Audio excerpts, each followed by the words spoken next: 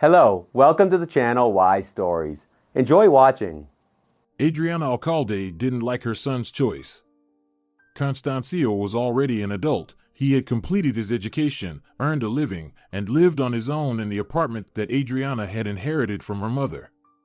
Holding a photo from the dresser in her hands, she sighed involuntarily. In the snapshot, Constancio was captured on his graduation day from school. He was cheerful, handsome, and stately. And how he was sitting in that photo, it was an absolute sight to behold. Adriana had specifically ordered an expensive suit and trousers from a tailor's shop.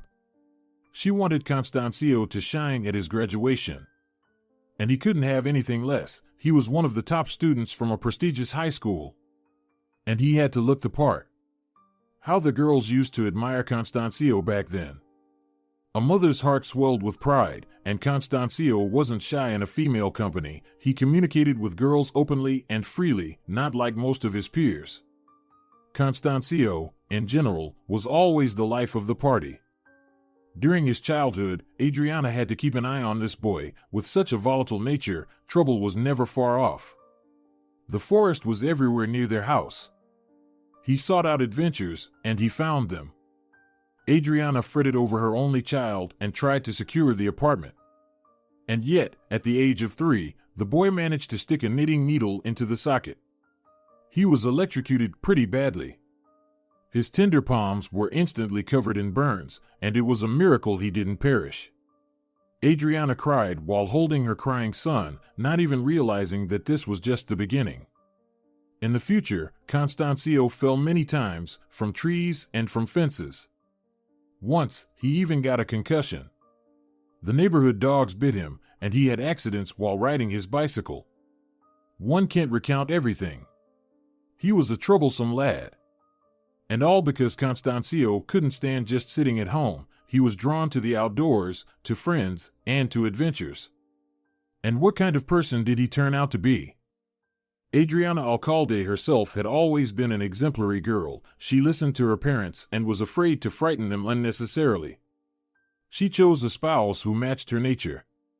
Samuel Alcalde, Constancio's father, was also never known for his wild temperament. But Constancio was just like that. But Adriana even took pride in the fact that her son had such a vibrant personality. He always had so many friends and admirers. He wasn't some gray mouse. He was outgoing and the life of the party. From very early childhood, Adriana knew that her son Constancio was better and smarter than the others. After all, he was already reading at the age of 3, and neither mother nor father put any special effort into teaching the little one. He figured it out on his own. Constancio always asked questions. What's written here? What letter is this? And slowly, steadily, he learned. Adriana and Samuel were shocked when their 3-year-old child once read a sign outside a store. No one expected it. Maybe he just memorized it, doubted the father, suspiciously looking at the little one. The parents immediately tested their hypothesis. But no, little Constancio confidently read the names of bus stops and the inscriptions on billboards. A bit later, Constancio learned to count as well, also independently. The boy just had that kind of nature. He was curious and eager for everything new. Sometimes it led to dangerous adventures, and sometimes to academic successes. Adriana was incredibly pleased with her child's abilities. By the time the first year of the school came around, it was clear that Constancio had no place in a regular school. Adriana put in maximum effort but still managed to enroll her son in the most prestigious school in their city. They had to pay someone off, but it was nothing. Their family was already quite well off by then. When Adriana married Samuel, he was a poor student. She didn't dream of a wealthy prince herself, as she came from a rather modest family. She lived with her mother and father in a small apartment and worked as an accountant at a factory after graduating from college. There was a period when all her friends started getting married one by one. One would invite her to a wedding, then another. And Adriana was always alone, even though she had a quite pleasant appearance. Perhaps she was too serious back then, too strict. And very modest. But the guys preferred to get to know simpler and more vibrant girls. From the outside, it seemed that Adriana was quite comfortable being alone. But it wasn't the case. And then there was Samuel. They met at a dance at his university. He approached Adriana only towards the end of the evening and, blushing and embarrassed, asked her to dance. At first glance, the slim young man didn't impress the girl, but she agreed. And so she had been standing by the wall alone for too long. During the dance, they talked and got to know each other better. And when the music stopped, Adriana looked at her partner completely differently. He was intelligent, polite, kind, reliable, and focused on his studies and career. Even then, Adriana felt that she wouldn't go wrong with such a person. And her intuition didn't fail her. They started dating.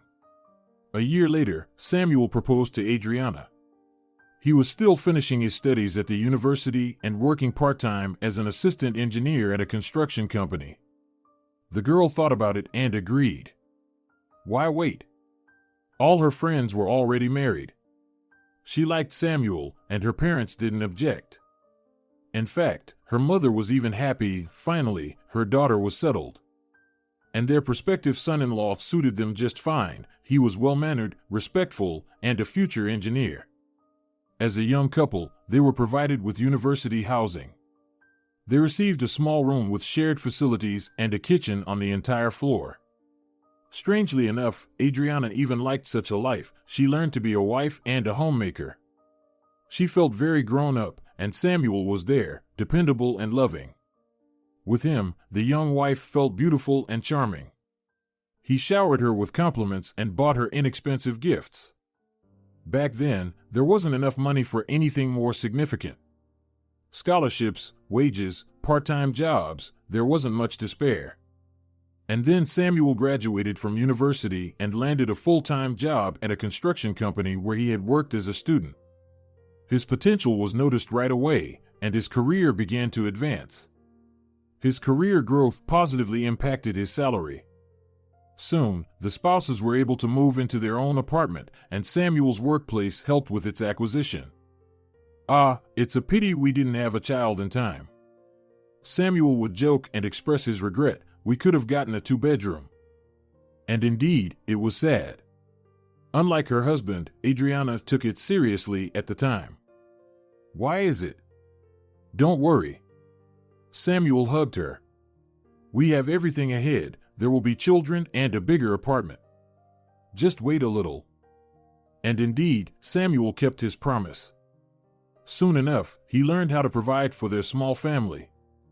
Adriana had never lived so well, even at her parents' home. Now she could buy herself beautiful dresses and shoes from those stores she used to avoid due to their high prices. But the items there were magnificent. Furthermore, the spouses often dined out at restaurants or flew to the seaside for vacations at least once a year. They even bought their own car. After all, Samuel was now a manager, and the company was actively expanding. Profits were steadily growing, and the diligent and promising specialist was well taken care of financially. He was valued and respected at work. Samuel was indeed an effective worker. One thing clouded their happiness: they were unable to conceive a child. Samuel didn't despair. He would say that their time would come. Everything will happen in due time. They're young and healthy. Why worry? He'd reassure. But Adriana was still worried. Her friends' children were already in kindergarten, and some were even in school. And here she was. Adriana pretended that everything was fine, and in response to tactless questions from relatives and friends, she'd say that they weren't planning to have children just yet. But the heart of the young woman was troubled and pained. She longed to become a mother. She and Samuel could provide so much for a child: a separate room, toys, clothes, entertainment. And most importantly, love and care. It was frustrating that things were turning out this way. Doctors shrugged their shoulders. It seemed both spouses were healthy. Well, medical science wasn't as advanced back then as it is now. In secret from her husband, Adriana turned to a grandmotherly healer. She had heard about her at work. A colleague assured her that her relative became a mother only after visiting this old woman. She's a magician, really, she works wonders. She can heal anything in the world. They say she can even get the hopelessly sick back on their feet. Adriana, of course, asked for the address of this miracle maid. She said that her cousin needed help with removing warts. But Adriana went to the healer with a completely different request. There were darkened rooms and the smell of dried herbs and wax in the house. A frail old woman was looking at her attentively with her black eyes. "I see your trouble," the old woman declared right from the doorstep. "You can't have a child for now, but there's no real issue. There's nothing for me to do here." "How can that be?" Adriana was surprised, thinking that she might be suffering from some serious condition. "I can't become pregnant. It happens like that sometimes. Just wait, everything will come in due time." The old woman sounded just like Samuel. Adriana wasn't prepared to hear this. After all, she had traveled almost 2 hours to this village in hopes of receiving some remedy. That's what the young woman told the healer, almost on the verge of tears. "This youth these days." The healer chuckled. "Well, okay, here's some dried herb. Add it to your coffee and drink it on an empty stomach every day for 2 weeks." "Thank you." Adriana rejoiced. Now she had the remedy in her hands, which meant her trip to this remote place hadn't been in vain. And indeed, just a month after that visit, Adriana realized she was expecting a child. The joy of the young couple knew no bounds. She didn't know what to think. Did the magical coffee really help, or did things just work out on their own?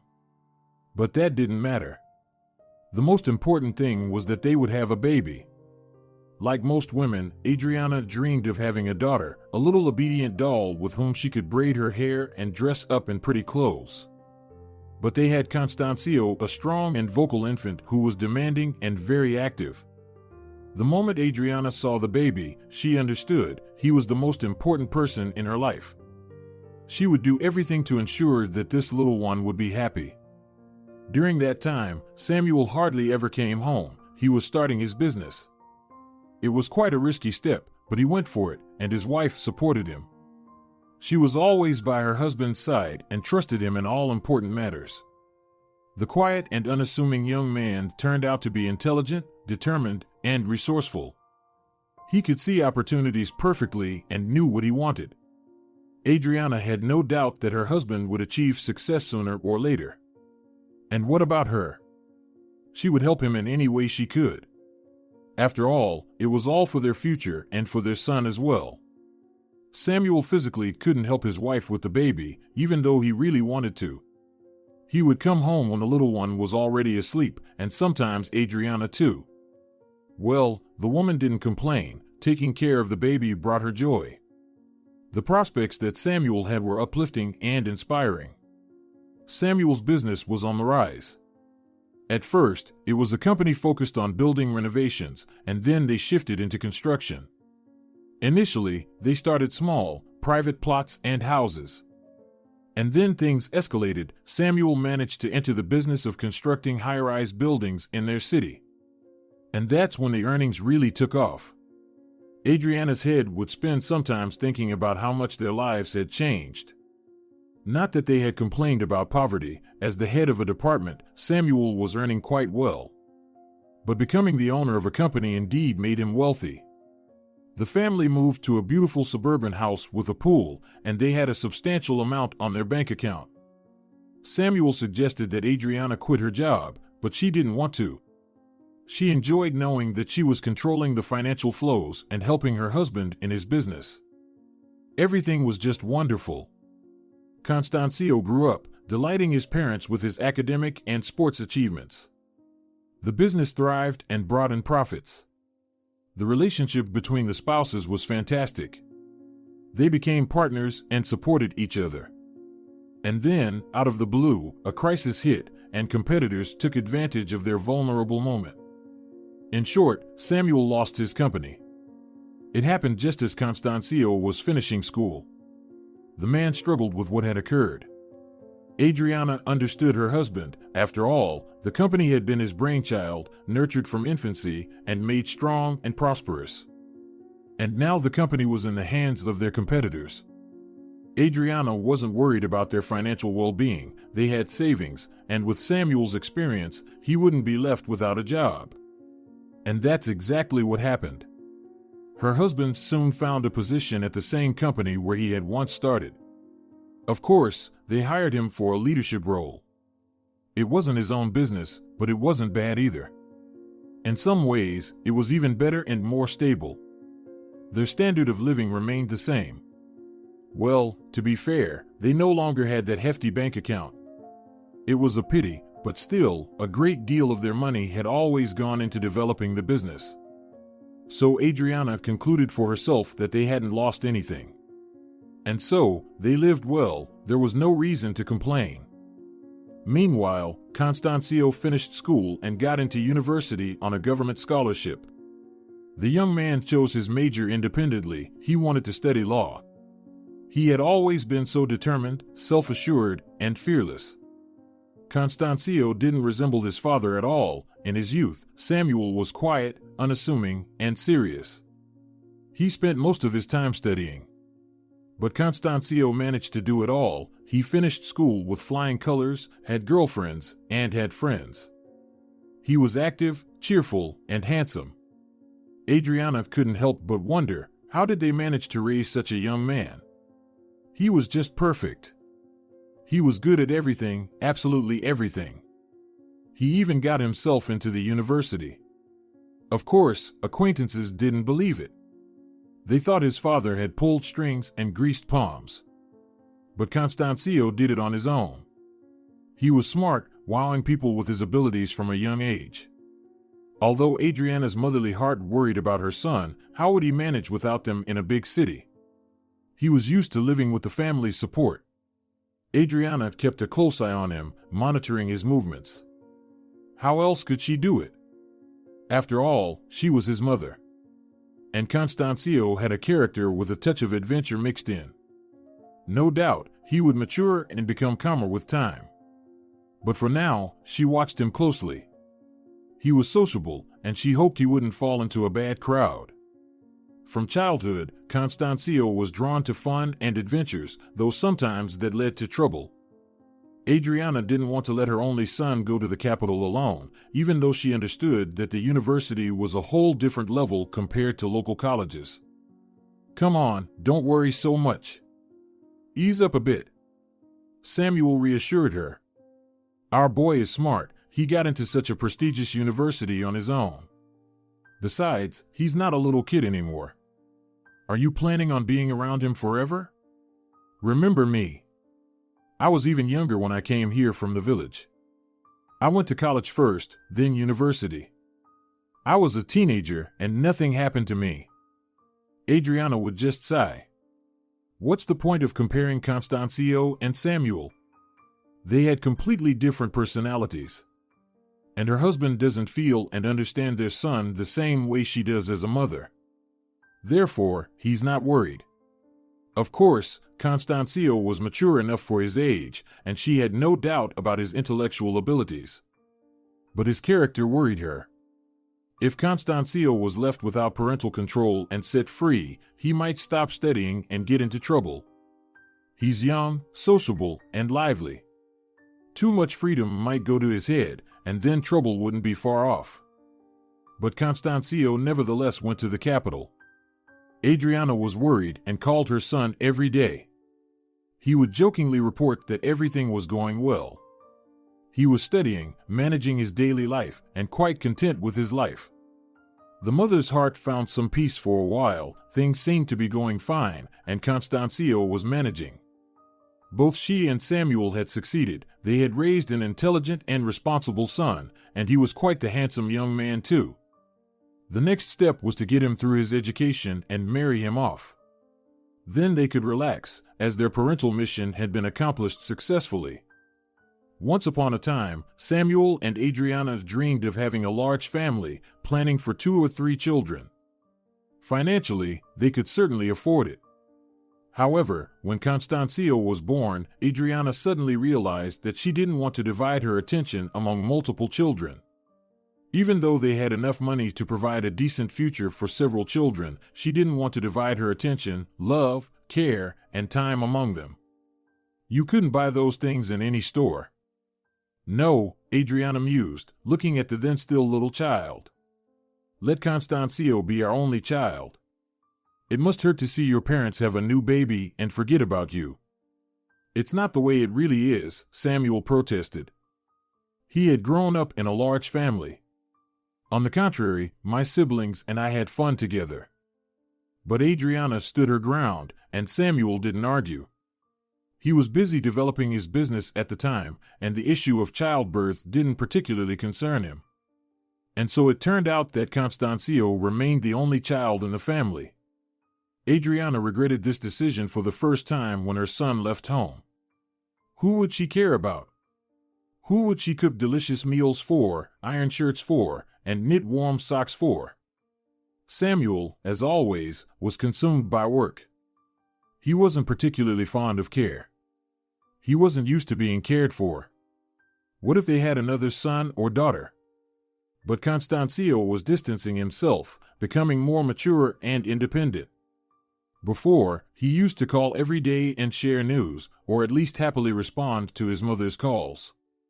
Now it was different. Hello, everything's fine, I have to go. Conversations between mother and son rarely lasted longer than a minute. And then Constancio stopped picking up the phone altogether, and communication practically dwindled to nothing. Adriana missed him and worried. How was her dear child doing in that big city that was so far away? Was anyone mistreating him? Constancio sounded so sad, cold, and distant.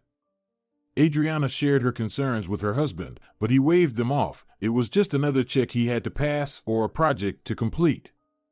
The man lived for his work, and he worked not only for money but also because he enjoyed what he did. Adriana saw that Samuel was genuinely passionate about his work. As for her, Adriana herself didn't have such a calling. She merely passed the time at the office, waiting for one call after another and eager to return home. She went to work just to be part of a group. Among her colleagues, Adriana found distractions. Her friends shared life stories and discussed news, some sort of social life. After all, who wants to sit at home within four walls all day? What else was there to do? Compared to the child-rearing problems her colleagues talked about, Adriana had a perfect situation. Some had their children expelled from college, others had daughters who got pregnant at 16. But Adriana's situation was great. Constancio was a smart boy. He got into a prestigious university on his own. He was managing his studies and everyday problems. He was simply excellent. Everyone envied Adriana when she spoke about her son. Of course, she didn't share all her worries with her colleagues. After all, they had a certain relationship. She wanted to look better and more significant in their eyes. Adriana didn't tell anyone that Constancio had become reserved and withdrawn. He didn't answer questions, he spoke to his parents coldly, and he only called to ask for money. Something was definitely happening in his life. Even though Samuel brushed off his wife's worries, he had never felt for his son the way she did as a mother. Leave the boy alone. Samuel would get annoyed. He doesn't want to talk to us because you keep bothering him with your care. Constancio deliberately moved far away from us to become independent. Don't interfere. Adriana would just sigh. Maybe Samuel was right about something, but Constancio wasn't all that independent, not in everything. Of course, they still provided for him from start to finish. Life in the capital wasn't cheap, but his parents could afford to make their student son's life as comfortable as possible. They rented an apartment and gave him a monthly sum for living expenses, and that was a substantial amount. Besides, in Constancio's age, Samuel didn't even dream of such pleasures in life. When Samuel was a student, he worked while Constancio could relax and focus on his studies. The problem was that Constancio needed more and more money. His father set a monthly limit for him, an amount that was many times larger than the average salary in the city. Samuel rightfully believed that Constancio should manage with that amount. But he couldn't. Constancio often asked his mother to send him money. He needed to pay for a seminar, or the washing machine broke down, or something else came up. There were always reasons. Just don't tell Dad, Constancio pleaded. Adriana understood her son. He felt a bit embarrassed that his parents were still supporting him despite being an adult. Constancio wanted to appear more independent and responsible in front of his father. Adriana would transfer money from her own salary, and she wouldn't tell Samuel about it, but Constancio asked her to. The fact that they shared this secret pleased her. It somehow brought them closer. After all, Constancio had become quite reserved and secretive, so this was something. During that period, he reluctantly answered questions about his life. Yeah, everything's fine. I'm studying and hanging out with friends. Everything's good. And what about a girlfriend? Do you have one? Mom, I'll figure it out myself, okay? Initially, Constancio would still come to his hometown, but after the third year of his studies, these visits stopped. All communication was reduced to rare and uninformative phone conversations. Adriana was worried, especially since she was almost sure that her son was facing problems. Otherwise, why did he sound so sad? And why did he need so much money every month? Maybe we should visit him unexpectedly? The woman asked her husband. Why? He puzzled. Why meddle in an adult boy's life? You'll just push him away even more. This is just the process of separation. It's normal for boys. Don't interfere. I'm worried about him. Something's not right there. Stop it. Everything's fine with Constancio. If there were problems, we would have known by now. So, leave your panic behind. He's grown up and smart. He'll figure things out himself. Adriana was annoyed that her husband was so calm. Samuel seemed indifferent to the fate of their only child, almost out of sight, out of mind. Apart from his work, her husband didn't show much interest. Adriana had decided that Constancio would settle in the capital. Why not? He clearly liked the city. He was so excited when he first moved there. He used to share his impressions with his parents, and he was a capable and promising young man. He'd surely find his place in the capital.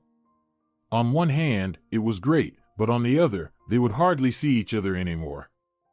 Adriana had mixed feelings. Constancio didn't share his plans with her.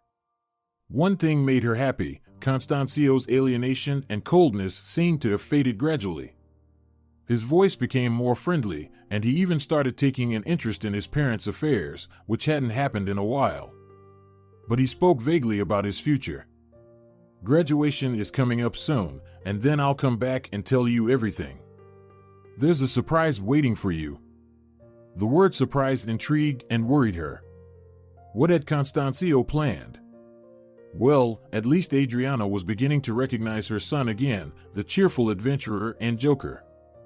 Constancio did indeed come back. But not alone, he brought his fiancée. Adriana understood, of course, that her grown son had some kind of relationship. But for it to be this serious, to have a fiancée right away. Valentina didn't make a good impression on his future mother-in-law at first glance. She seemed to be a gray mouse. Despite being from the capital, she dressed modestly and tastelessly. Thin, even somewhat frail.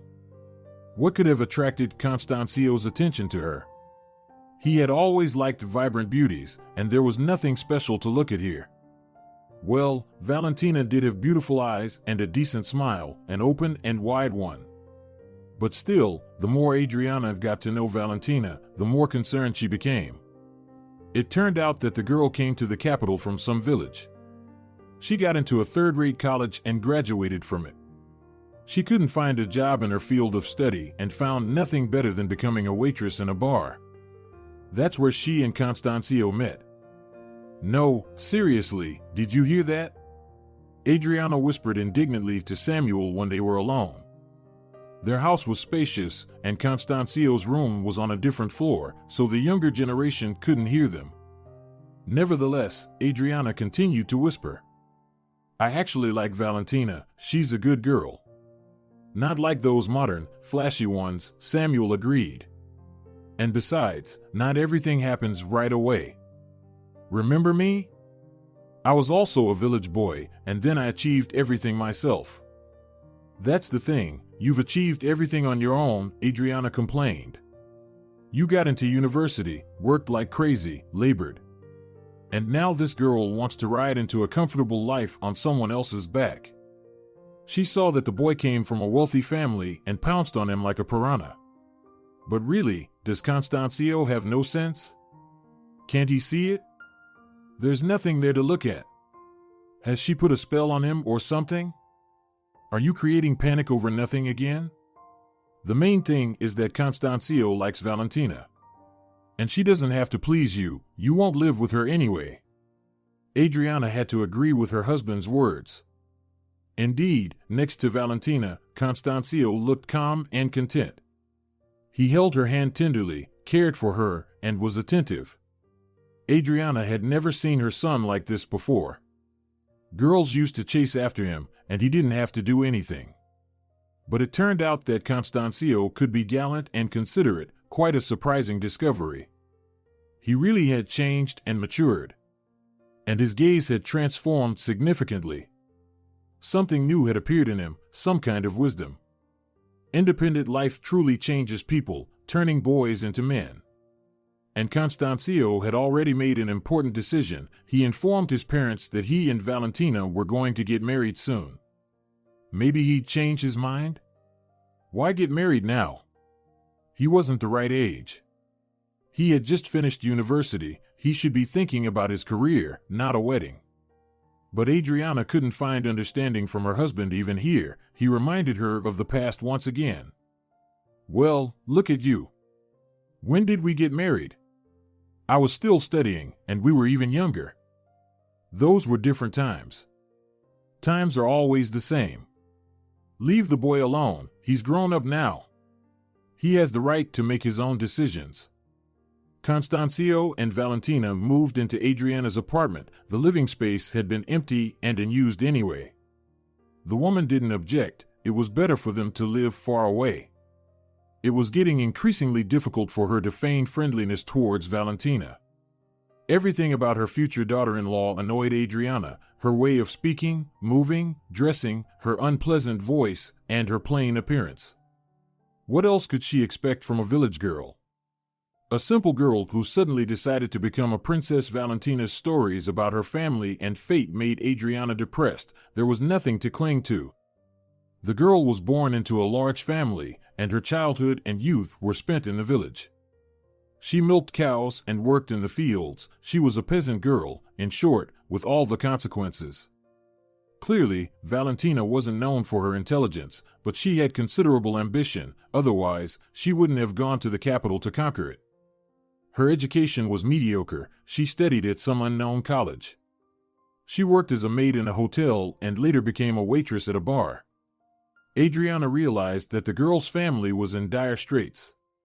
Her father had suffered a stroke, and her mother worked alone. Among all of Valentina's siblings, she was the oldest. Her younger brothers and sisters were still in school. So only Valentina could help her parents in any way.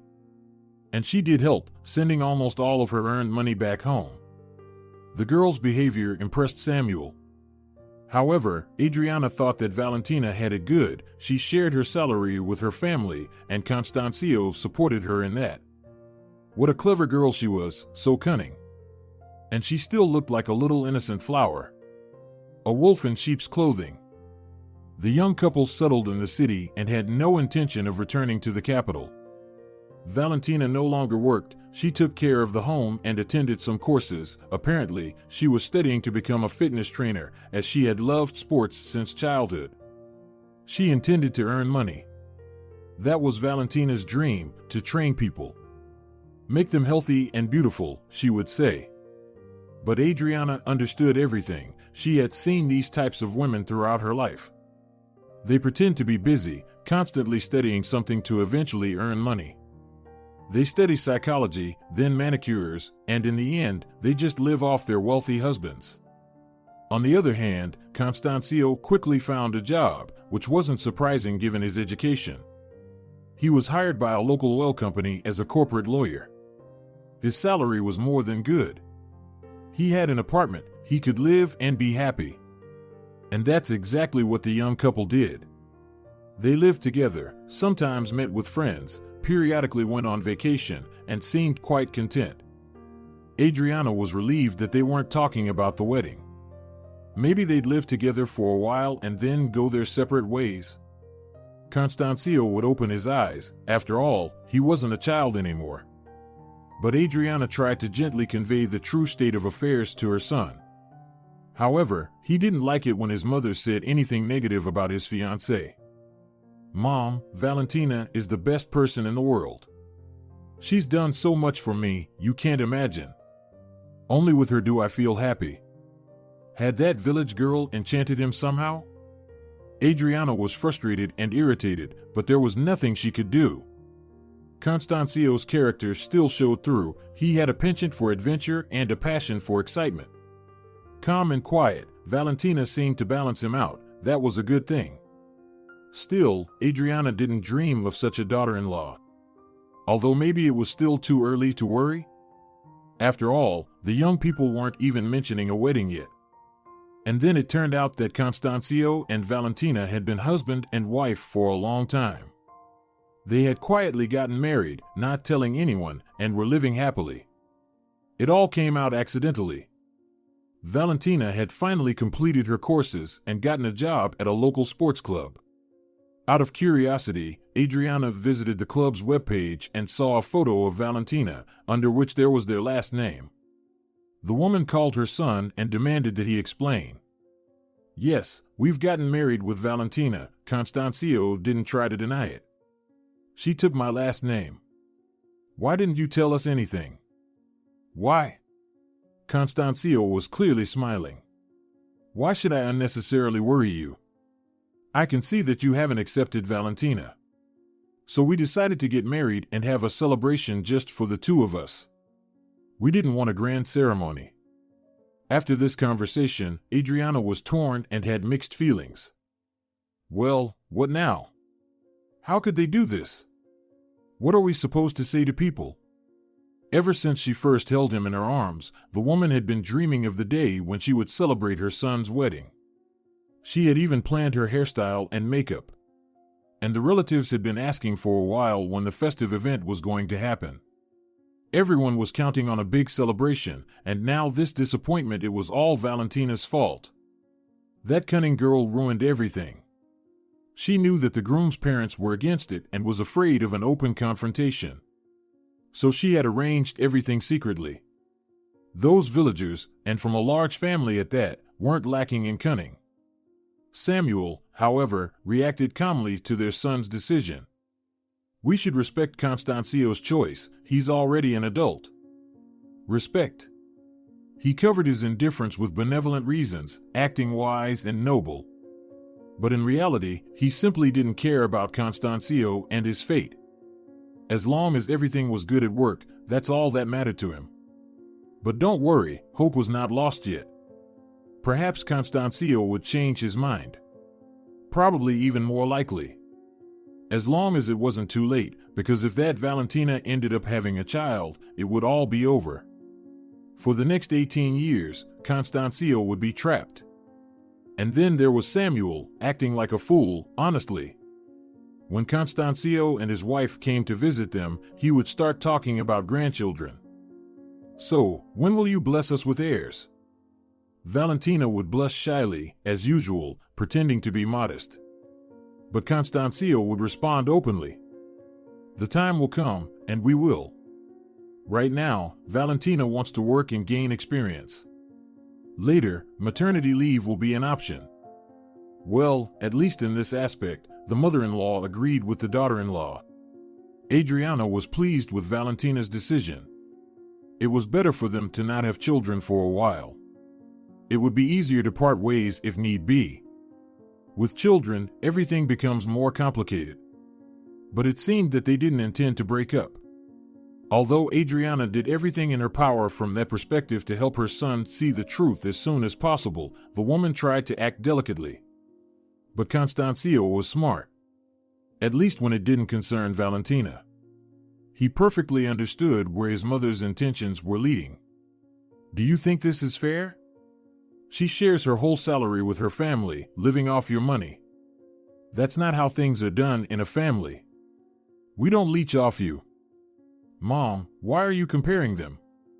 You and Valentina's parents are in different situations. They don't have enough money to support their children. Her father hasn't recovered from the stroke. Valentina's mother takes care of him, works, and looks after the kids. How can we not help in this situation? We and your father didn't get everything handed to us. We worked, struggled, and achieved success together. But her parents lived in a village, had children recklessly, and didn't think about the future. Whose fault is that now? No one's at fault. They're not even asking for anything. We're helping because we want to. Mom, I love Valentina, and I want her to be happy. And how can she be happy if her family is in trouble? Then help them. That's just the psychology of people. Adriana continued to grumble. They get used to living off others, that's all. And children, by the way, learn their parents' way of life. Keep that in mind. Children are always similar to their parents. It's in the genes. What about me? Constancio smiled. He always diffused tense situations with jokes. How did you end up with such a slacker? You are serious, driven individuals. And me? And what about you? You're very talented. You're a bright and charismatic individual, not a loafer. If you were a slacker, you would have dropped out of university and not finished your studies. And you'd be living off your parents' money like a spoiled brat, but look at what you've achieved. I'm still a slacker. Constancio playfully hung his head. If it weren't for Valentina, I don't know where I'd be. Constancio often mentioned that Valentina had saved him at the right time. But what had happened? Adriana didn't know. Her son didn't want to talk about it, and trying to pry into his thoughts was futile. He would close up immediately. But the woman suspected that Valentina had orchestrated some situations and taken advantage of difficulties in Constancio's life. Perhaps she had even orchestrated it herself, then stepped in as the savior. She was quite the strategist. Valentina was a strong and resourceful rival. Constancio shut down conversations about his wife immediately. He was clearly under her influence. But this foolishness couldn't go on forever, could it? Constancio hadn't been unintelligent since childhood. Eventually, when the hormones settled down, he would understand everything.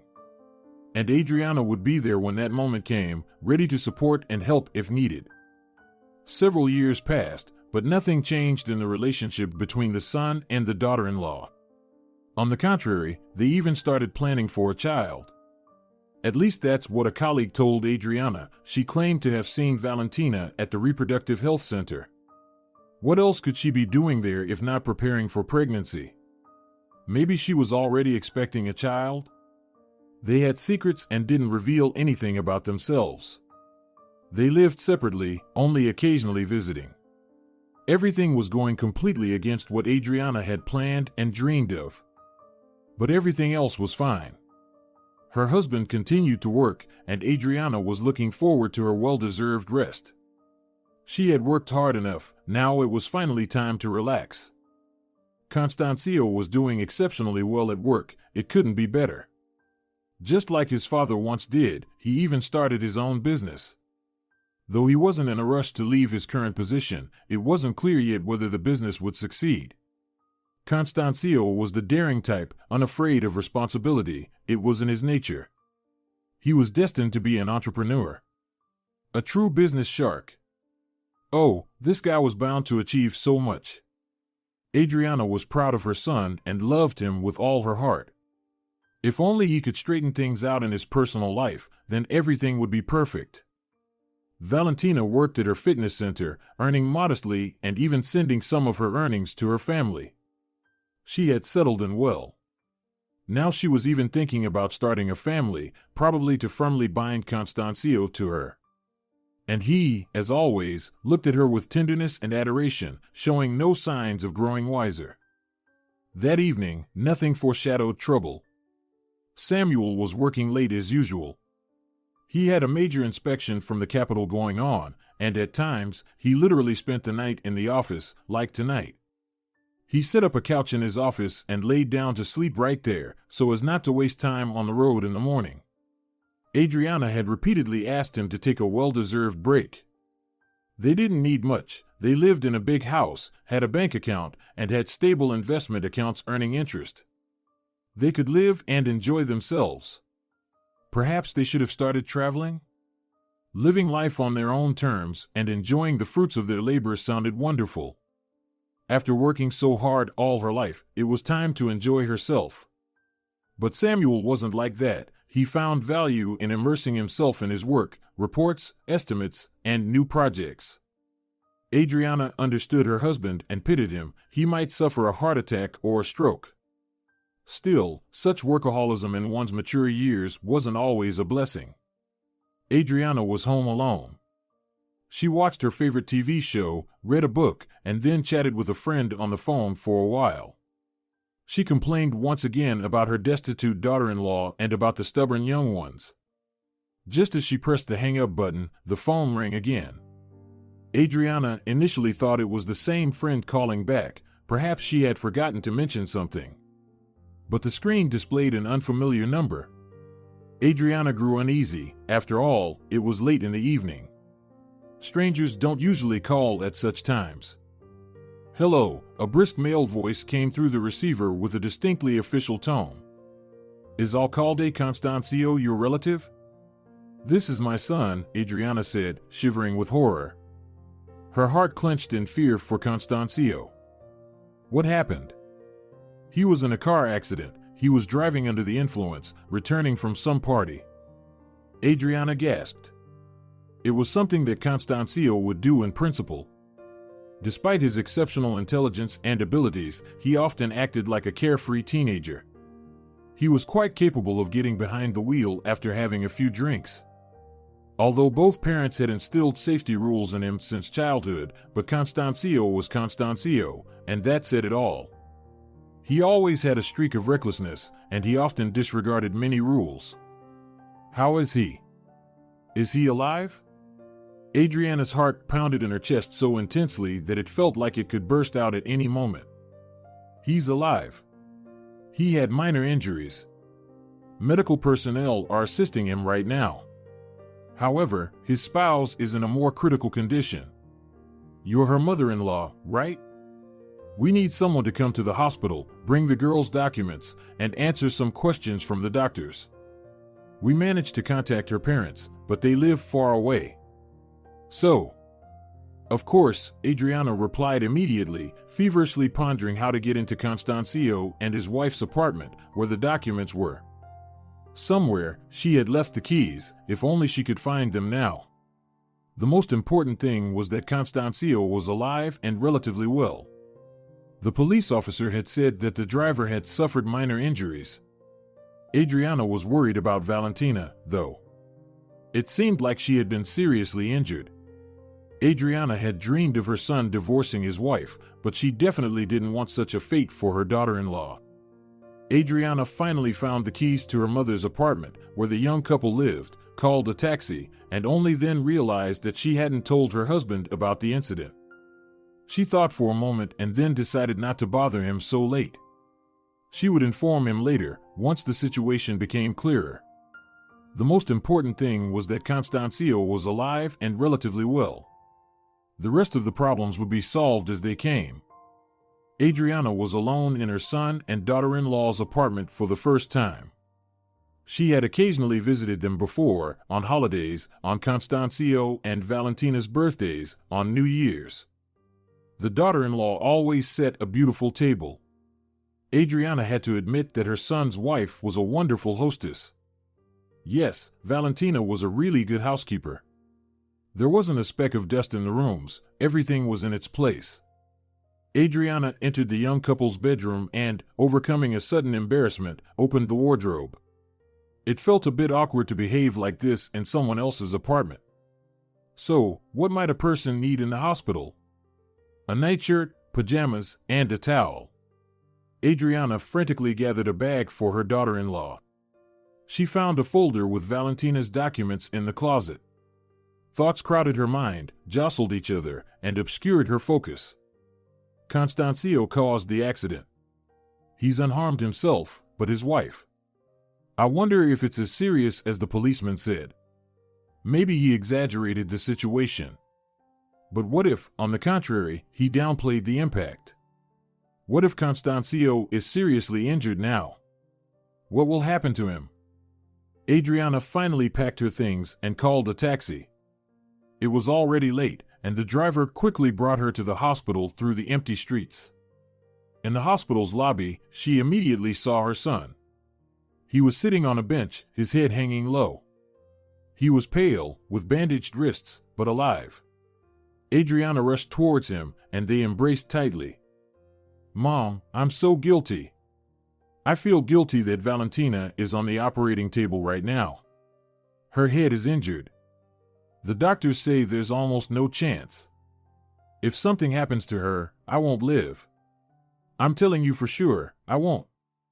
"Calm down," Adriana urged her son, trying to calm her own horror. "Maybe it will still be okay.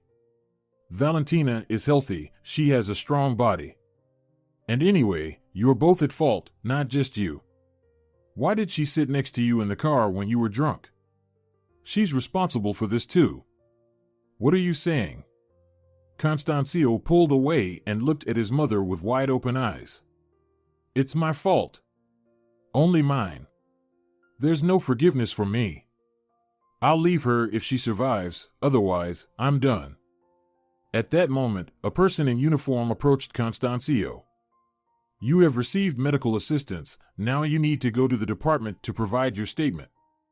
"I'm coming with you," Adriana exclaimed, suddenly realizing the whole situation. She was afraid for her son. Yes, he was almost unharmed physically, but his mental state left much to be desired. And now they were taking him to the police station. It was unlikely that the police officers would spare the feelings of the person responsible for the accident.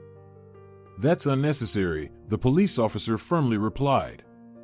"Outsiders have no business there." Constancio left, and the worried Adriana started looking for a doctor to find out something about her daughter-in-law's condition.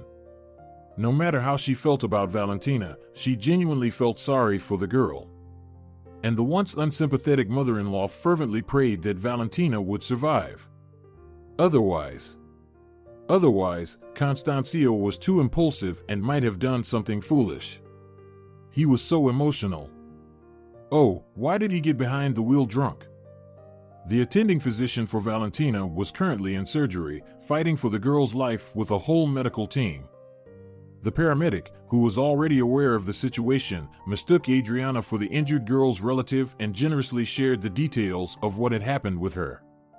Her husband, this poor girl's guy, drove a car drunk. They say he was going about 200 kilometers per hour when he crashed right into a pole. He managed to get himself out of the impact, but his instincts kicked in, and the full force of the impact hit the passenger seat. Her whole body is injured, that damn scoundrel killed her. And will she survive? Adriana was pricked by harsh words against her son, but she needed to get used to it. Constancio really was at fault. Well, who knows here? It's 50-50. I've been working here for a long time and have seen it many times. Miracles happen. Hopeless cases survive and recover. But it also happens the other way around. Everything seems fine, but a person slips away. Yes, please wait here in the waiting area. Leo Santos will come out to you after the surgery. All right, thank you. The surgery went on for a very long time. Adriana managed to call her husband and tell him everything. Samuel immediately rushed to the hospital. Waiting together somehow felt calmer. Anxiety and fear were divided between them, but soon Adriana asked her husband to go to the police station. Constancio is all alone there, in an unknown condition. Who knows what might happen to him? Her husband nodded and left.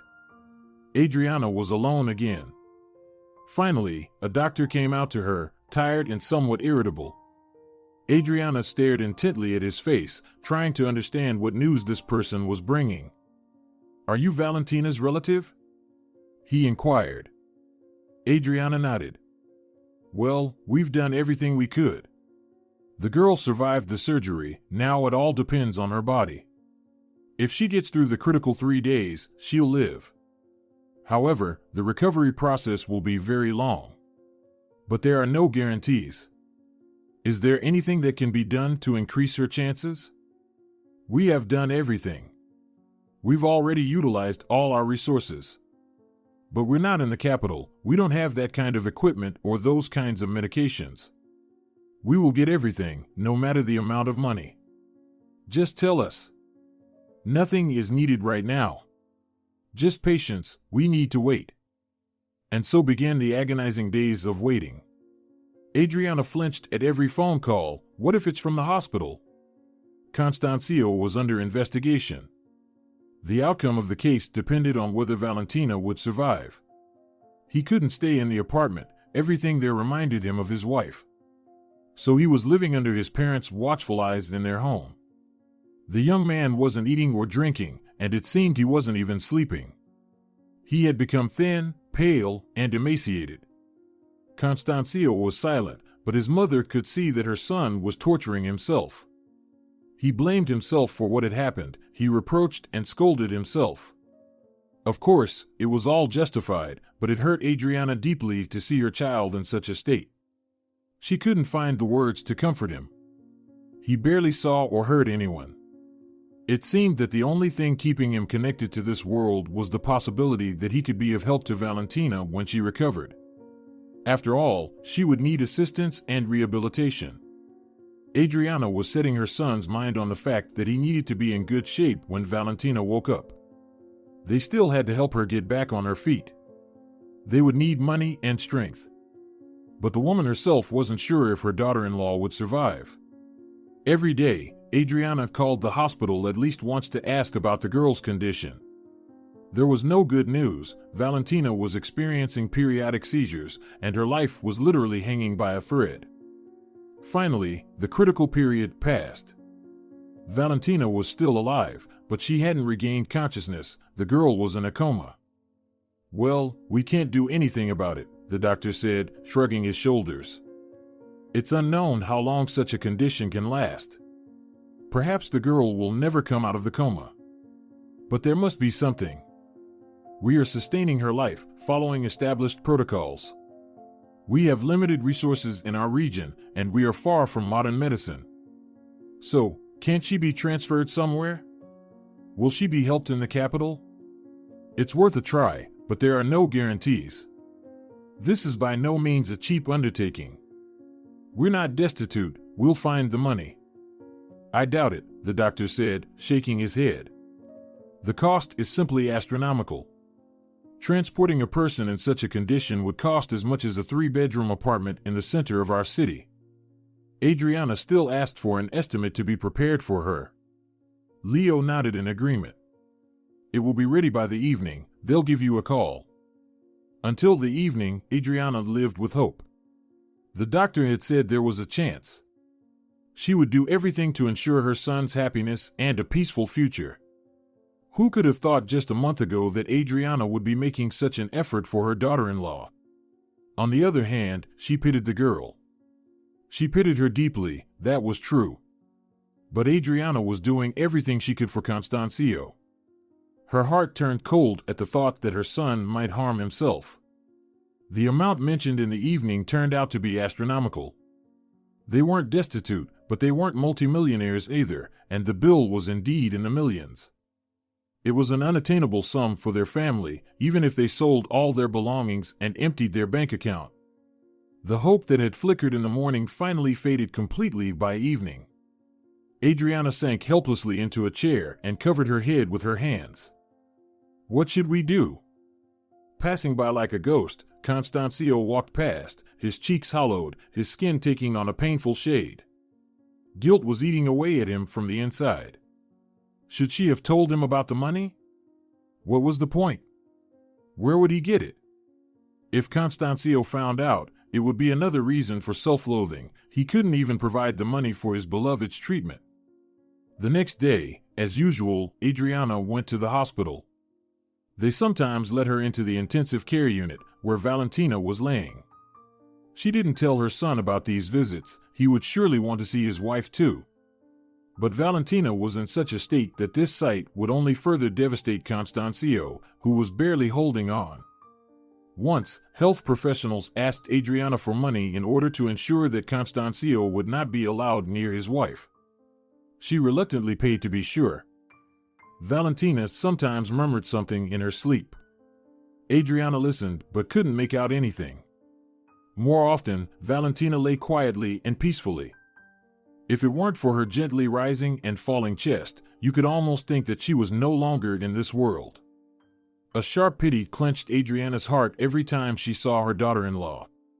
Now the woman was puzzled. Why hadn't she loved her this way before? She was friendly, capable, and hard-working. And Constancio loved her so much. She should have become friends with her and found common ground. Poor girl. A daughter of parents with many children who were preoccupied with their younger siblings. Valentina's mother came only once. It was understandable. She had no money, a sick husband to take care of, and a bunch of children. She didn't have time to sit at the bedside of her eldest daughter in the hospital, and it didn't make much sense anyway. Adriana had seen a program about people who had come out of comas. Many of them claimed that, while they were helpless, they heard and felt what was happening around them. So Adriana often asked Valentina for forgiveness, and she also told her about Constancio's suffering and how they were all waiting for her recovery. Everything will be different now, Adriana promised.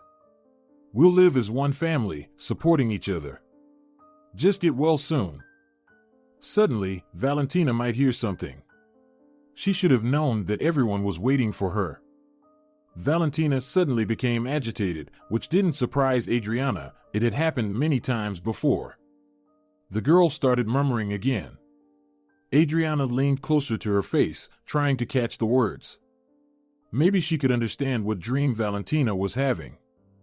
Antonio. Antonio Cano. Antonio Cano? Adriana asked, seeking confirmation. Valentina had pronounced something so clearly for the first time. Could it be that she was emerging from her coma? Antonio, he will help. Adriana rushed to find the doctors. Who knew Valentina had spoken? Perhaps it was a good sign. However, when Leo, who came to see Valentina, looked at the readings on the devices, he shook his head negatively. No, she's still in a coma. The instruments register brief moments of consciousness returning. It happens sometimes. But unfortunately, it doesn't mean much. The girl is stable, but there are no improvements expected, and a miracle is unlikely to happen at this point. Time is passing, and in her situation, time means a lot. Adriana returned home in a state of disarray. Antonio Cano. She had memorized the name well. Valentina had said he would help. Was it incoherent rambling or a plea for help? The woman couldn't forget Valentina's words. No matter what, she was determined to find out who Antonio Cano was. Could he truly help the girl? The question was, how do I find this mysterious person? Who was he, anyway? She could ask Constancio, but it was better not to disturb him. He was already working with therapists. There seemed to be progress, and a thoughtless word could set back the specialist's efforts. Adriana would find out everything on her own. She decided to start by calling Valentina's mother. Of course, she was angry with Constancio and, consequently, all his relatives, for understandable reasons. But what could she do? If there was any way to help Valentina, Adriana would take that step.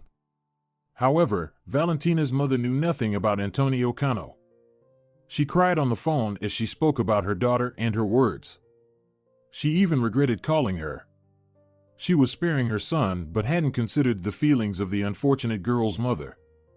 In the future, she needed to be more careful. After some thought, Adriana decided to use the internet. But here too, she hit a roadblock. There were so many Antonio Canos. Thousands of men of all ages with that name, making it difficult to find the right one. Still, Adriana didn't give up. She examined the social pages of these people, hoping to find some connection to Valentina. help came from an unexpected source. One day, as usual, she went to the hospital to see her daughter-in-law. Now Adriana listened closely to Valentina's casual words and phrases. Who knew, maybe she would get another hint. But it was in vain. Valentina didn't say anything like that again. Mostly, she was lying quietly, seemingly in a deep sleep.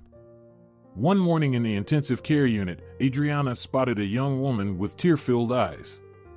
"And who are you, actually?" Adriana asked the visitor. "Who let you in? Are you a relative?" "Cousin," the girl nodded.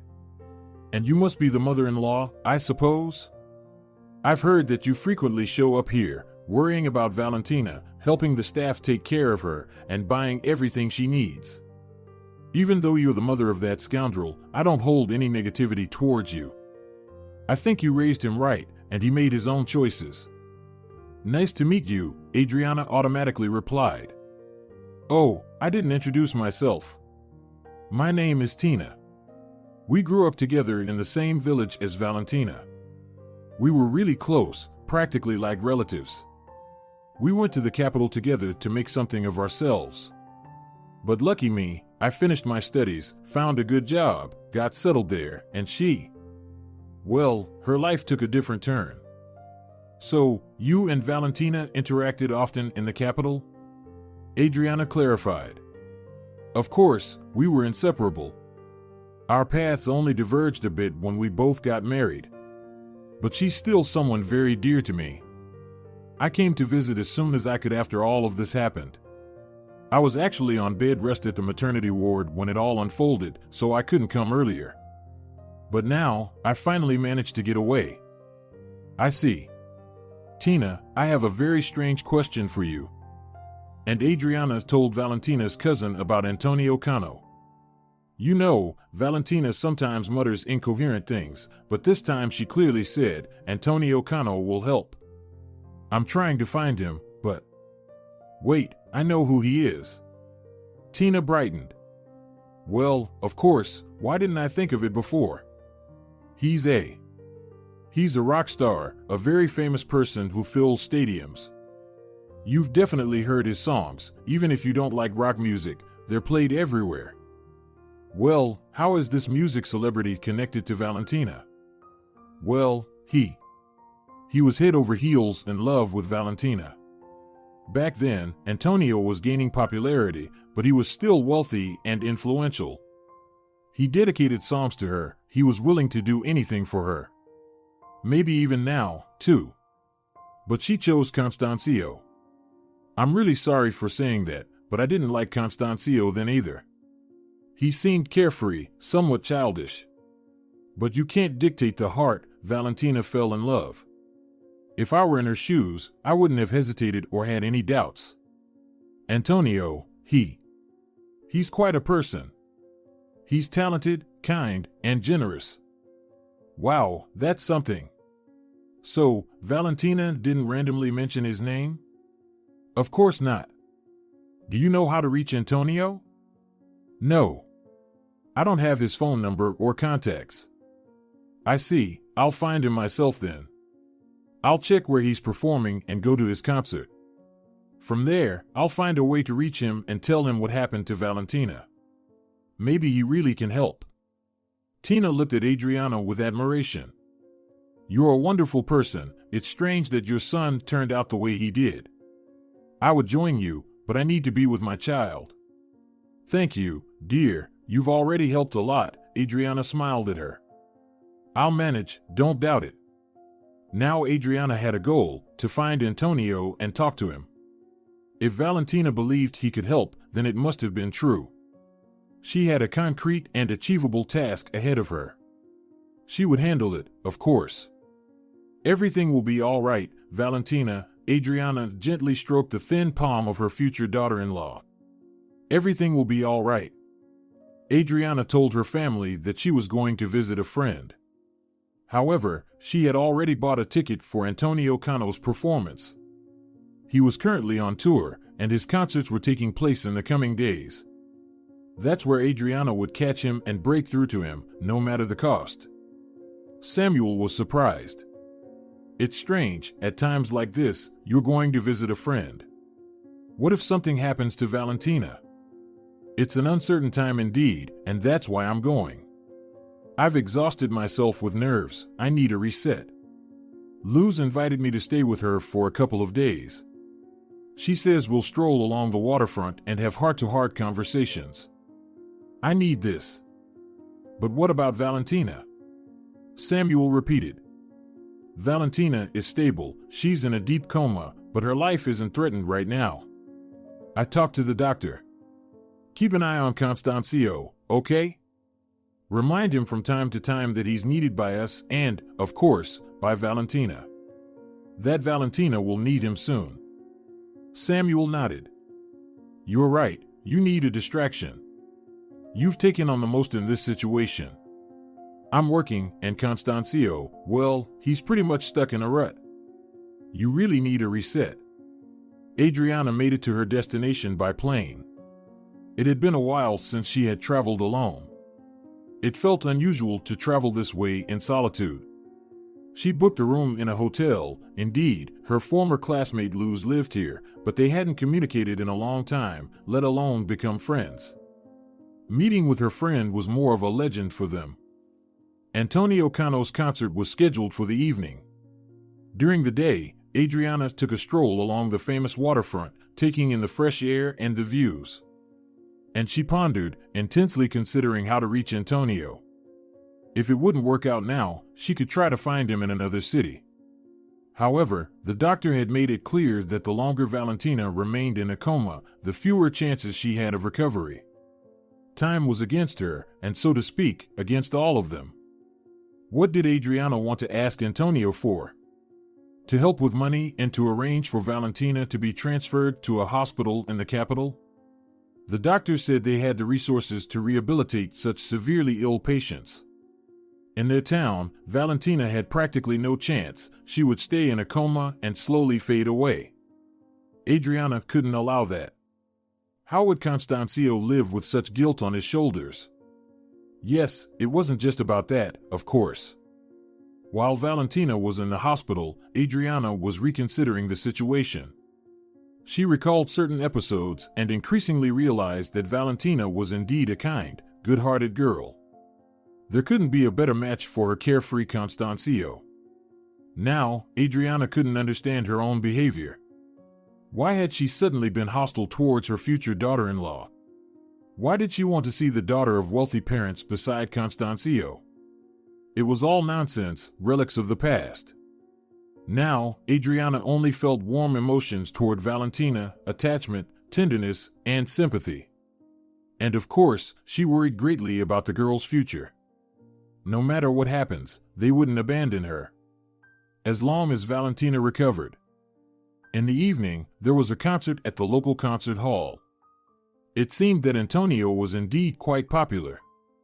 Several doors were open for the audience to enter, each with a long line waiting.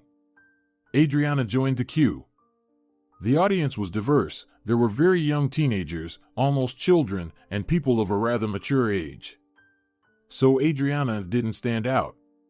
Some people were laughing, and some were humming songs from Antonio's repertoire, it seemed.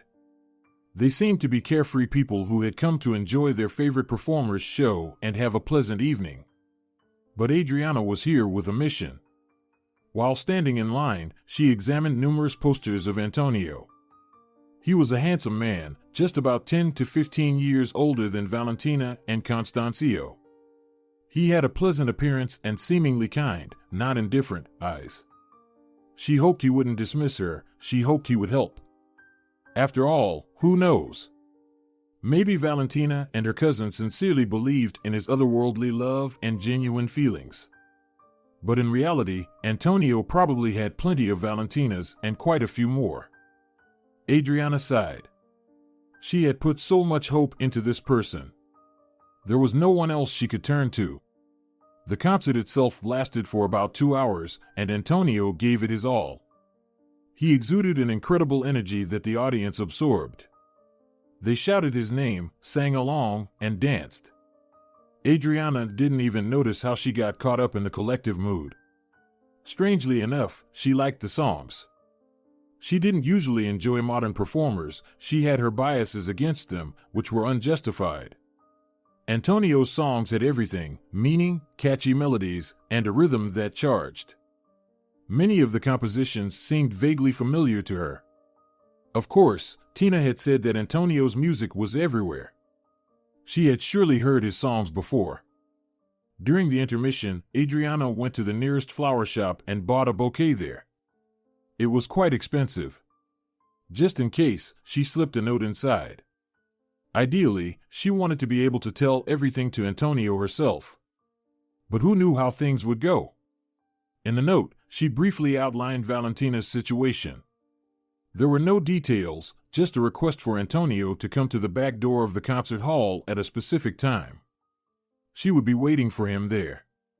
The second part of the concert was as energetically charged as the first. The crowd rejoiced at seeing their idol. Adriana inadvertently absorbed the mood of the people around her. Now, Antonio seemed almost omnipotent to her. He would surely help Valentina. And finally, the opportune moment arrived. The last song played, and people rushed toward the stage. Many were bringing flowers to the performer, some just wanted to shake his hand. Antonio didn't hurry to leave. He seemed to want to interact with the audience too.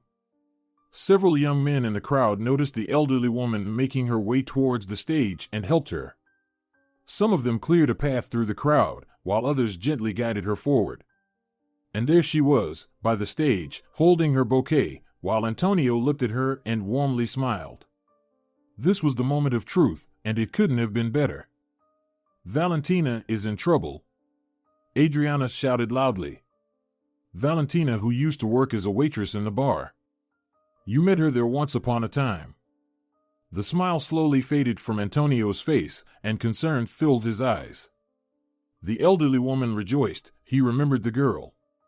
And it seemed that Valentina still meant something to him. Adriana was skilled at reading emotions and could tell that her words had a strong impact on him. Wait here, Antonio requested.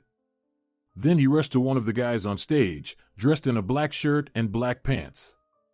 Apparently, he was an assistant. Antonio said something to him, and the guy nodded. Adriana was already being pushed away from the stage. Antonio continued interacting with his fans, but his face was no longer as carefree and happy as before. And then, a couple of minutes later, the same guy from the stage approached Adriana. Hello, Antonio asks you to wait for him in the dressing room. Follow me. The dressing room was a huge room with many mirrors and sofas. Bags and clothing items were scattered everywhere. Adriana cautiously took a seat in a chair. Wait here, the escort said politely. Antonio will finish on stage and come back here, but I need to leave. Alone, Adriana spent about 40 minutes there. The crowd still clung to their idol, and then Antonio came. He was tired, his shirt was soaked through, and he looked concerned. He immediately grabbed a bottle of water from the table and almost drank it all in one gulp. After that, he sat across from Adriana and looked straight into her eyes. Let's get straight to the point. What happened to Valentina? She's an important person to me. And Adriana told him. It was hard to admit certain things to this person. For instance, her initial attitude towards her future daughter-in-law and her own son's terrible actions. Antonio listened attentively and didn't interrupt or reproach her. He was just listening and occasionally nodding. Next to this strong man, Adriana surprisingly felt calm. Now that he knew everything, everything would be fine. She had done the most important thing. She had reached Antonio Cano. He would surely come up with something. He was handsome with the right traits, a confident gaze, charisma, money, and talent. Tina, Valentina's cousin, was right. How could a young girl like Valentina prefer someone like him over Constancio? If Adriana were younger, she might have fallen in love with him herself. It was amazing. This fact once again proved that Valentina truly loved Constancio. Adriana had suspected her of greed. How foolish. Yes, if Valentina had stayed with Antonio, she would have easily solved all her financial problems. And even her family issues. Poor girl, Antonio said when Adriana finished. Who would have thought she'd have such a fate? Your son, excuse me, acted extremely irresponsibly, to put it mildly. I never really liked him. I couldn't understand what Valentina saw in him, but she loved him with all her heart. Maybe she even pitied him somewhere. She has a very kind heart. So, will you help her? Adriana asked. She wasn't planning to defend her son or convince Antonio otherwise. Her goal was quite different. Of course. I don't have that kind of money readily available right now, but I will arrange a charity concert and ask my friends to do the same. We'll have the funds in about 3 days. And I will also arrange the transportation of Valentina and her admission to the clinic. I will find the best doctors for her. We will get her out of this. You're a wonderful person. Tears welled up in Adriana's eyes. She cried out of relief and joy. Could it be that everything had worked out? Could this influential, strong man really save Valentina? Do you know our story? Curly Eve suddenly asked. A light smile touched his lips, instantly brightening his masculine face. In broad strokes, Adriana smiled in response. But I would like to know more. I wasn't as famous back then, but I was already performing and already earning. I already had my own audience. I often went to the Rock Bar. I had many friends there. And I liked the atmosphere. It was an amazing place. But now, unfortunately, it's not the same. Antonio immediately noticed the pretty waitress with wide open eyes. She was special. She radiated some incredible energy. Valentina always smiled at the customers, no matter how tired she was. With just a look or a word, she could calm down a demanding client and make them smile. She was caring, gentle, and considerate. And beautiful, of course. One day, Antonio realized that he intentionally timed his visits to the Rock Bar to coincide with her shifts. She had a strong influence on him. He wanted to see her eyes and hear her voice. Sometimes they exchanged jokes, sometimes they laughed together. But Antonio never dared to openly express his affection. He feared that it might disrupt the ease of their budding relationship. Under the spell of the young, beautiful waitress, Antonio even wrote several songs that quickly became hits. She attracted and inspired him. But the difference in age and social status kept Antonio from confessing his feelings. What if Valentina became scared?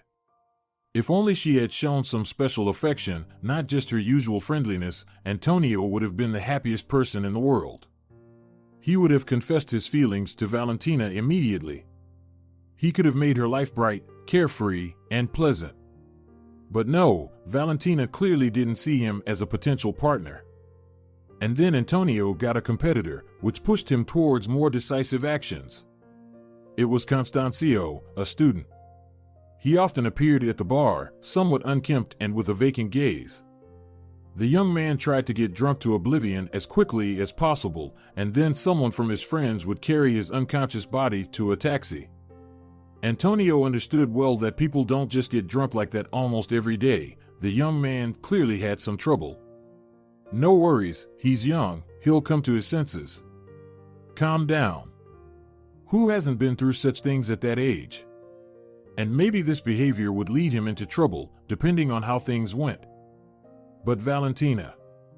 The beauty Valentina somehow couldn't remain indifferent to the plight of this guest. Antonio watched with envy as she sat next to the guy, stroking his shoulders and saying soothing things. And Constancio, at first, seemed like he didn't even notice her support, but then he started smiling at her, responding to something. Their conversations lasted for hours. Antonio didn't know what they talked about, but he certainly understood where things were heading. A relationship was clearly starting between the young people. And Antonio was definitely not okay with that. By that time, he had already realized that he had the strongest feelings for Valentina that he had ever felt for anyone. She's special, I still believe that. There's no one else like her. Antonio shook his head, looking at Adriana. She simply nodded in response. It was a pity that she herself understood this too late. Her future niece-in-law was truly a wonder, sincere, warm, and kind. Gradually, under Valentina's influence and support, Constancio started to recover. He transformed from a lost, perpetually drunk guy into a very handsome young man, witty, cheerful, and vibrant. He and Valentina started dating, and only then did Antonio decide to act openly. There wasn't much time for contemplation. So one day, he simply asked Valentina to sit at his table, something that had happened before. The girl often sat down with regular visitors, chatted, laughed. She enjoyed socializing. "Well, and I told her everything about myself," Antonio said, shaking his head. "Right then and there. Interestingly, I write songs, including ones about love. I've never complained about a lack of eloquence, but at that moment, I couldn't string two words together. I stumbled and tried to formulate my sentences correctly. And she was sitting there, looking at me seriously, and she didn't say a word. She let me speak and didn't interrupt. It was such a moment, something amazing. Later, I wrote a hit song under the impression of that. I even played it today. The crowd always responds to it with enthusiasm. It must touch people, probably." Valentina listened to Antonio, smiled sadly at him, and said what the man already knew: she loved Constancio, and he loved her. Without her, he would spiral out of control again, plummeting at a furious speed into the abyss. It turned out that Constancio had experienced unrequited love. Some married adult woman had captured his heart and mind. They met and started dating. The young and handsome guy was a way for this woman to escape her dull everyday life, a passing amusement. But Constancio fell in love for real. The woman, as expected, dismissed the young admirer when their affair bored her. She found herself a new companion. Constancio pursued her, but when he realized it was futile, he understood that the woman had never had serious feelings for him. He started drinking excessively, almost got expelled from university, and didn't talk to anyone. Valentina saved him back then. If it weren't for her, Constancio wouldn't have stopped. He had no chance on his own. So she pulled him out, and he practically led her to the other side. Adriana paused to think. She did feel that something was happening with her son when he lived in the capital city. But over the phone, Constancio reported in a casual tone that everything was fine and then quickly hung up. And here it turns out that things were quite different in reality. It was a personal drama. Valentina had saved him, brought him back to life. As a mother, she should have been praying for her. But the young couple hadn't told her anything. Perhaps Constancio didn't want to.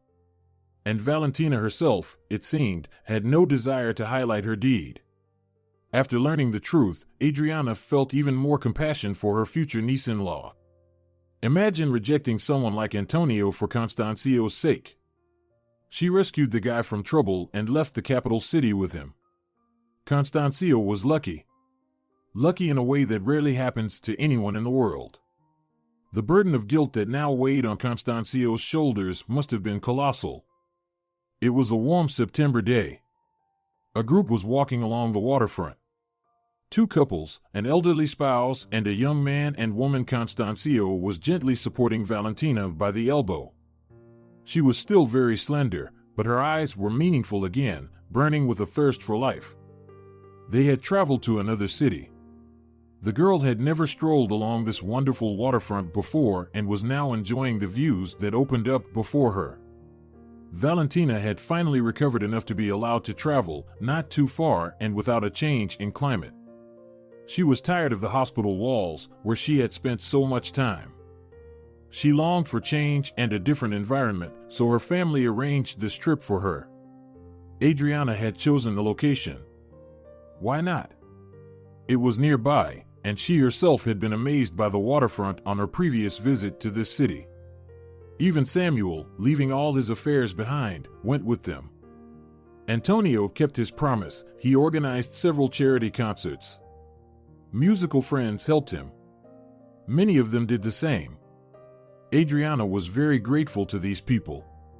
She had always thought that people like them, these celebrities we see only on TV screens, were capricious and selfish. They didn't care about others' troubles. But look at how it turned out. It seemed that they were kind and sensitive men and women. The necessary sum was collected in record time. Besides everything else, Antonio took care of all the logistics for transporting Valentina and getting her into the right clinic. It wasn't easy, as there was always a long waiting list for doctors who dealt with such cases. People from all over the country flocked to this center, despite the exorbitant fees. They practiced experimental methods here. The project wasn't supported by the government budget, at least not yet, but the results were inspiring. Seeing Valentina on the hospital bed, the mature, strong man almost burst into tears. He looked at her with such tenderness and gently stroked her hands. Adriana's heart broke when she saw this scene. Antonio still had some feelings for Valentina. He had a wife and 2 children, but clearly, something had remained. Adriana and Constancio settled near the medical center where Valentina was now being treated. Samuel went back home. He needed to work. But the mother and son stayed close and visited the patient every day. The day Valentina regained consciousness remained etched in Adriana's memory. In the morning, nothing hinted at such joy. Adriana and Constancio were getting ready for the hospital, as usual, when they received that call. They were asked to come as soon as possible because Valentina had opened her eyes and was trying to speak. As soon as they burst into the room, the girl recognized them. She felt relief at having her loved ones nearby, and then joy. The doctors hadn't provided any guarantees, warning that Valentina might become a completely different person. They even asserted that this was likely. But there she was, the same Valentina, standing before an astonished Adriana and Constancio. There was no doubt, Valentina was still herself. Everything would be fine from now on. Antonio also visited Valentina in the hospital after she woke up. Adriana didn't know what they talked about, nor was it her concern. But she did entertain the thought that the girl might leave for Antonio or simply leave. And why wouldn't she? After what Constancio had done, she had every right to be upset with him. Valentina had almost died due to her husband's recklessness. Adriana could have understood if her future niece-in-law had made such a decision. But Valentina stayed with her husband. She loved Constancio despite everything and harbored no resentment or anger toward him. "I'm to blame too," Valentina said. "I saw that he had been drinking and still sat down next to him. I didn't dissuade him from his dangerous act. I didn't even try. I guess I just wanted to get home as soon as possible. I thought everything would be fine. We both could have died. We're such fools." The recovery was long and difficult. Adriana, Constancio, and even the perpetually busy Samuel were all there for Valentina at that moment. They helped her and supported her. Sometimes they had to make her do exercises through pain and tears and then console her. But the results were impressive. Valentina first sat up, then stood, and eventually started walking. And now she was almost back to her old self, just very weak and not gaining much weight. But the doctors said it would all come back. They praised both the patient and her support group. Constancio changed a lot because of this situation. He became more mature, responsible, and serious. He hardly left Valentina's side now, anticipating her every wish, protecting her. The youthful recklessness, carelessness, and disregard for rules and boundaries were gone. Adriana found great joy in observing this transformation. The accident that could have shattered the lives of so many people became a serious lesson for everyone. Adriana learned a lot about her future niece-in-law and now sees her with completely different eyes. The woman herself had also changed significantly. She had become more attentive and tolerant towards people, learned to notice others' sorrows and hardships, and even developed a passion for rock music in her old age. Adriana was a devoted fan of Antonio Cano. His songs, as it turned out, were so profound and carried so much meaning. One of Antonio's songs was playing in her headphones at that very moment. Adriana smiled. If you're enjoying it as well, leave a like and subscribe.